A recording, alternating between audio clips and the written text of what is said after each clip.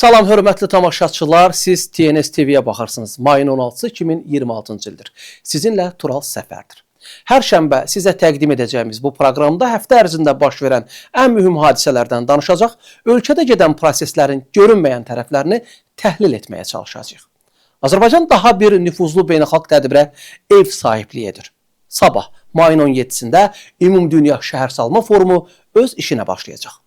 Prezident İlham Əliyev mayın 12-sində Bakı Olimpiya Stadionunun ərazisində, mayın 17-si 22-sində keçiriləcək hər kəs üçün yaşayış yerləri, təhlükəsiz və dayanıqlı şəhərlər və yaşayış məskənləri mövzusuna həsr olunan Ümumdünya Şəhərsalma Forumunun 13-cü sessiyası VUF 13 ilə bağlı görülən işlərlə tanış olub.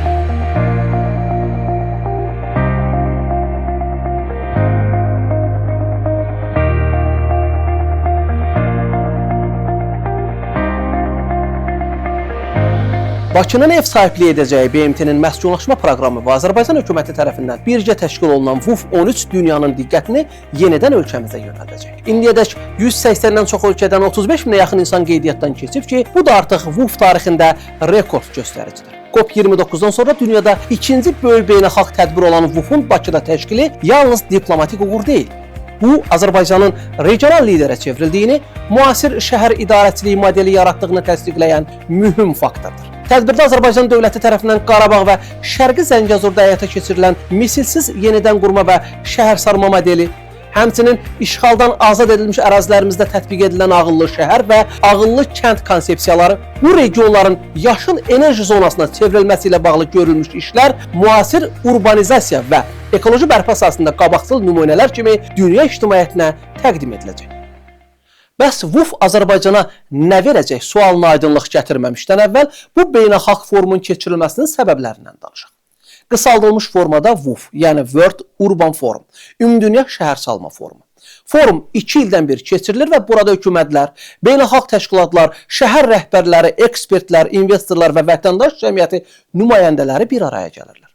Ümumdünya Şəhərsalma Forumu müasir dünyanın üzləşdiyi ən aktual məsələlərdən birini, sürətli şəhərsalmanı və onun icmalar, şəhərlər, ölkələr, iqlim dəyişməsi və siyasi kurslara təsirini araşdırmaq məqsədi ilə 2001-ci ildə Birləşmiş Millətlər Təşkilatı tərəfindən təsis edilib. BMT-nin məskunlaşma proqramı tərəfindən təşkil olunan bu forum dayanıqlı şəhərsalma problemlərinin həllinə həsr olunmuş yüksək səviyyəli, açıq və inklüziv platformadır. Forum öz fəaliyyətinə 2002-ci ildə Kenyanın Nairobi şəhərində keçirilən ilk sessiya ilə başlayıb və o vaxtdan bəri dünyanın müxtəlif şəhərlərində təşkil olunur. BMT-nin məskunlaşma proqramının İcraya Şurasının Kenyada keçirilən 3-cü sessiyasında Ümumdünya Şəhərsalma Forumunun 13-cü sessiyasının 2026-cı ildə Bakı şəhərində keçiriləcəyinə dair qərar rəsmən elan edilib. Bugün dünyada urbanizasiya sürətlə artır və BMT hesab edir ki, yaxın 10 illiklərdə dünya əhalisinin böyük hissəsi şəhərlərdə yaşayacaq. Bu baxımdan VUF qlobal şəhər gələcəyini formalaşdıran əsas beynəlxalq platformalardan biri sayılır. VUF 13-ün Bakıda keçirilməsi Azərbaycanın beynəlxalq tədbirlərə ev sahibliyi sahəsində artan rolunu bir daha təsdiqləyir. Son illərdə ölkəmizdə hər il bir neçə beynəlxalq tədbir keçirilir. Biz 2024-cü ildə 196 ölkədən gəlmiş 72 min nəfərin iştirak etdiyi 80 prezident, vitse-prezident və baş nazirin qatıldığı COP29 kimi mühüm beynəlxalq tədbiri çox yüksək səviyyədə keçirdik. VUF 13-ün də öz iştirak səviyyəsinə və təşkilatçılığına görə dünyanı heyrətləndirəcəyinə heç kimin şübhəsi yoxdur. VUF-13 Azərbaycanın artıq yalnız enerji və geosiyasi deyil, müasir şəhərsalma, dayanıqlı inkişaf və modern urbanizasiya sahəsində də mühüm aktora çevrildiyini göstərir. Azərbaycan son illərdə qazandığı uğurları təkcə öz uğurları hesab etmir. Beynəlxalq müstəvidə söz sahibinə çevrilməyimizdə həm qardaşlarımızın payı və zəhməti var, həm də bizim yaratdığımız yeni reallıqların faydalarından bütün ailəmiz bəhrələnir. Bu mənada dünyanın ən unikal, ən etibarlı ailəsinin, Türk Dövlətləri Təşkilatının dövlət başçılarının Qazaxstanın Türkistan şəhərində keçirilən qeyri-rəsmi zirvə görüşünün Bakıdakı beynəlxalq forumla eyni ərəfədə təşkilini mən təsadüfi saymıram. 2 gündən sonra dünən Türkistanda toplanan liderlər Bakıda keçiriləcək Ümumdünya Şəhərsalma Forumunda iştirak edəcəklər. Bu qardaş ölkəyə göstərilən diqqət, verilən dəstək dünyanın güc mərkəzlərinə aydın mesajdır. Biz niyə bu qənaətə gəldik? Çünki bu birinci dəfə deyil ki. Xatırlayaq.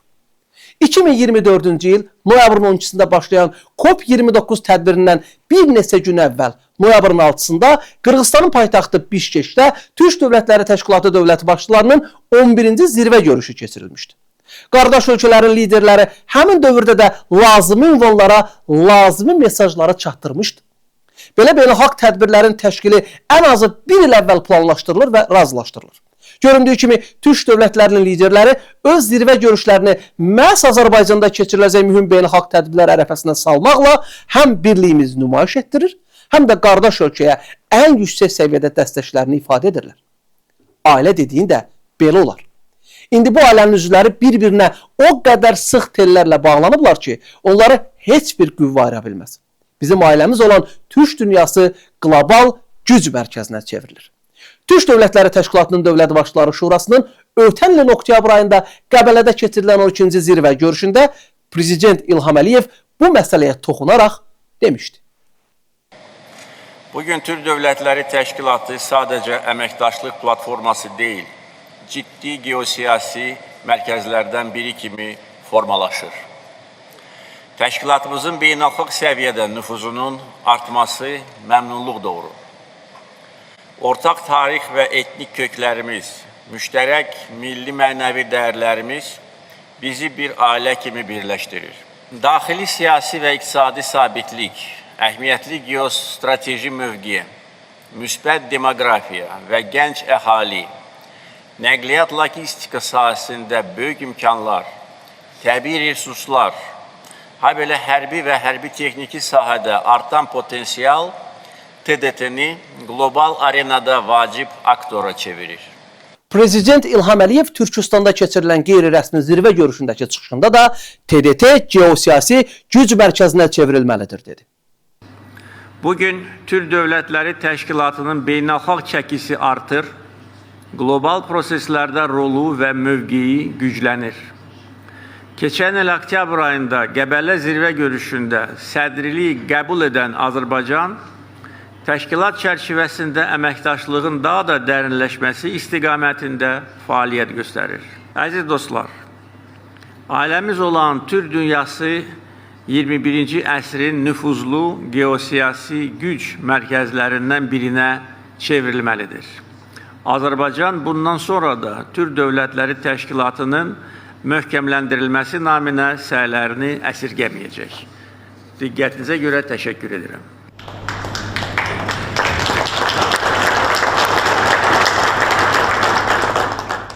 Dövlətimizin başçısı Türk Dövlətləri Təşkilatının necə geosiyasi güc mərkəzinə çevriləcəyini bir neçə fakt sadalayaraq göstərmiş oldu.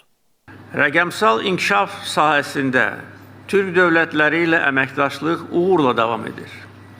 Avropa ilə Asiya arasında rəqəmsal İpək yolu layihəsi icra olunur. Bu layihənin tərkib hissəsi olan Azərbaycanla Qazaxstan arasında Trans-Xəzər fiber optik kabel xəttinin yaxın aylarda istifadəyə verilməsi planlaşdırılır. Türk dövlətləri ilə nəqliyyat sahəsində əməkdaşlığımız genişlənir. Cari qlobal geosiyasi şəraitdə orta dəhlizin əhəmiyyəti daha da artır. Reallaşmaqda olan Zəngəzur dəhlizi orta dəhlizin əsas segmentlərindən birinə çevriləcək. Orta dəhliz boyunca gömrük prosedurları sadələşdirilir, Türk Dövlətləri Təşkilatı çərçivəsində hazırlanmış e-permit sistemi elektron icazələrin operativ şəkildə verilməsini təmin edir.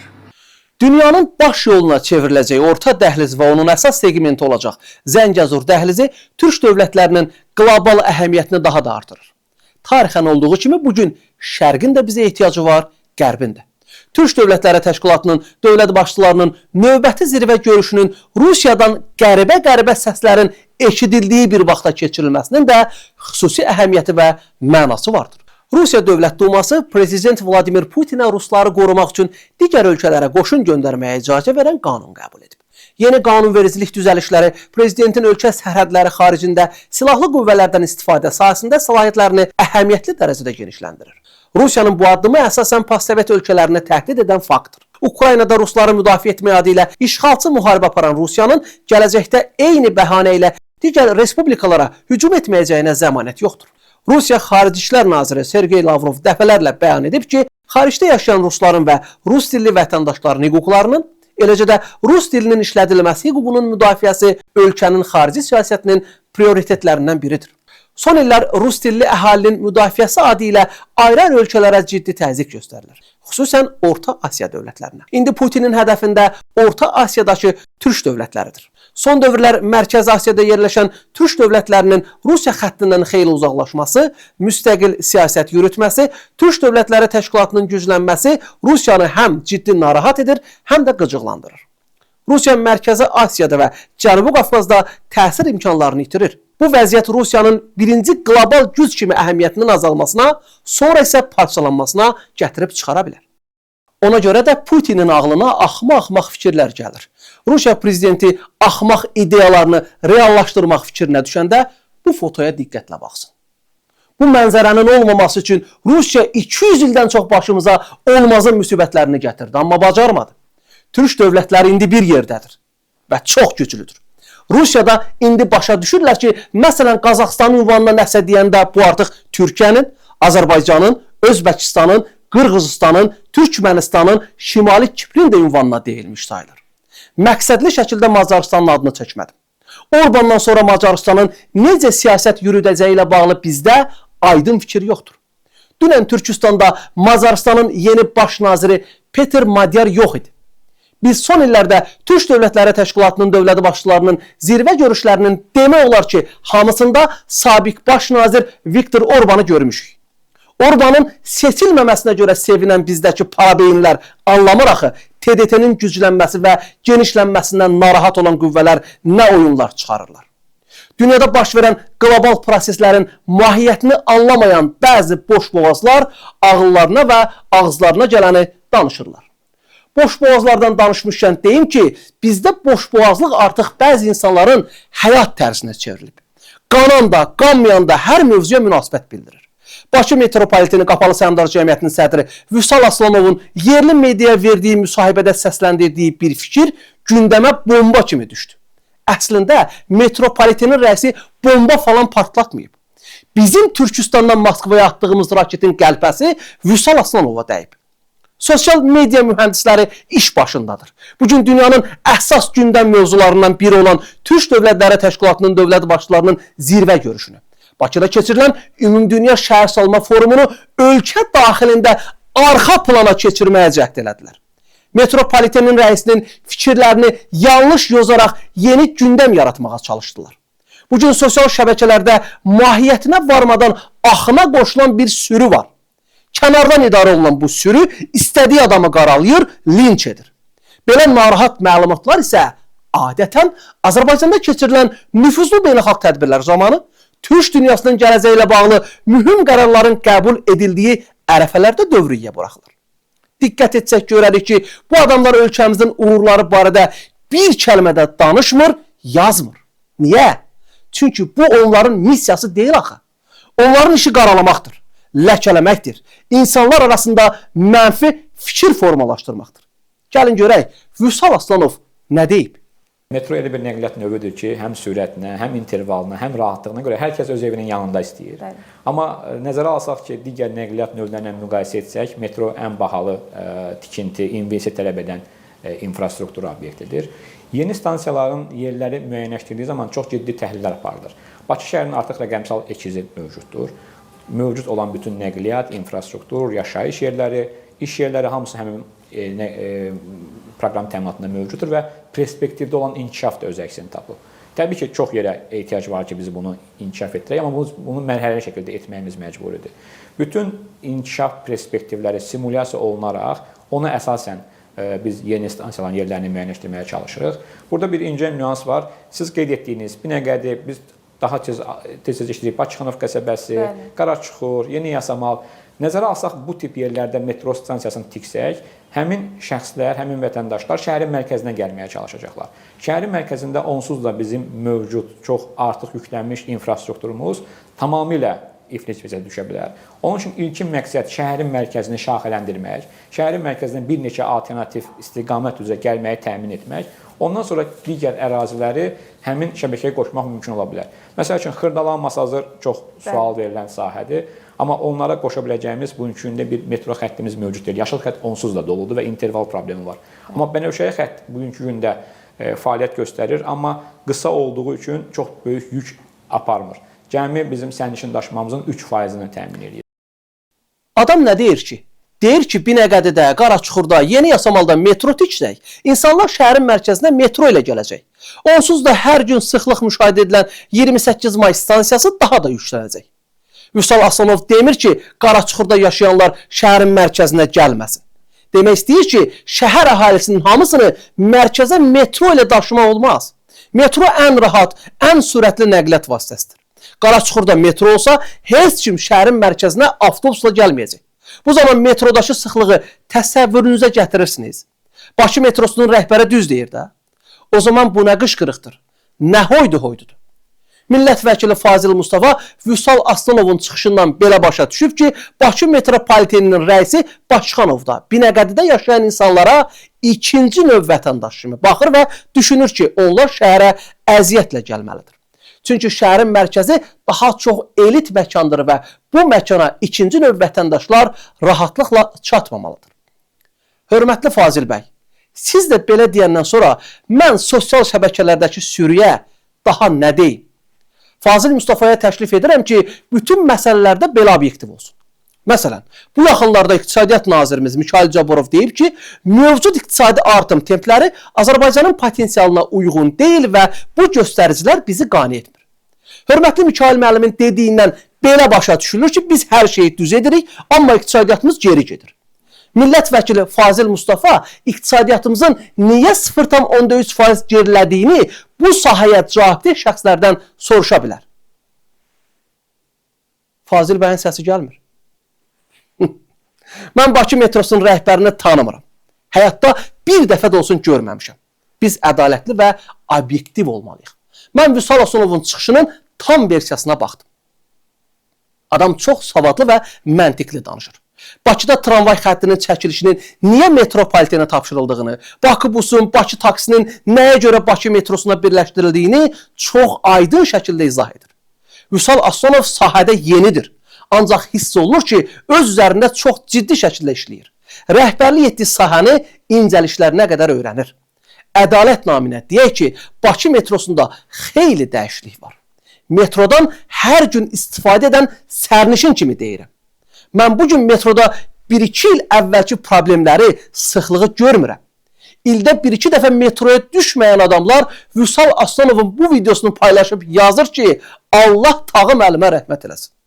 Mən də deyirəm ki, Allah Tağı Əhmədova rəhmət eləsin. Peşəkar və yaxşı insan idi. Ancaq Vüsal Aslanov hələ ki pis işi ilə Tağı müəllimə rəhmət oxutdurmuraq. Tağı müəllimin özünə də, atasına da rəhmət oxuturan getdi. Gözləyək, 1-2 ilə səsi çıxar. Əgər gözlədiyimiz nəticə olmasa, xora qoşulub hamımız Tağı müəllimə rəhmət oxuyar, yeni rəisi də lənətləyərik.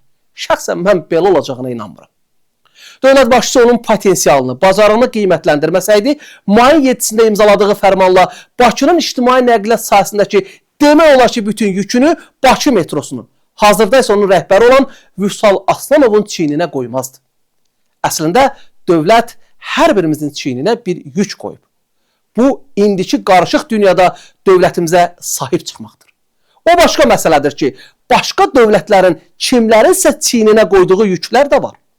Azərbaycanın uğurlarına kölgə salmaq, gənc kadrlara hücum edib onların əl qolunu işdən soyutmaq, qarışqadan fil düzəldib dırnaq arası gündəm yaratmaq missiyası. Sözümün canı odur ki, mənəvi cəhətdən sağlam, ölkəsini sevən insanlar dövlətimizin onların çiyinlərinə qoyduğu yükü şərəflə daşıyır və heç vaxt büdürəməyəcəklər. Çünki onlar öz dövlətlərinin yükünü daşıyır. Dayağı da öz dövlətləridir. Belə adamların müqəddəs missiyası, ali məqsədləri var. Müstəqil dövlətimizi gələcəyə daşımaq.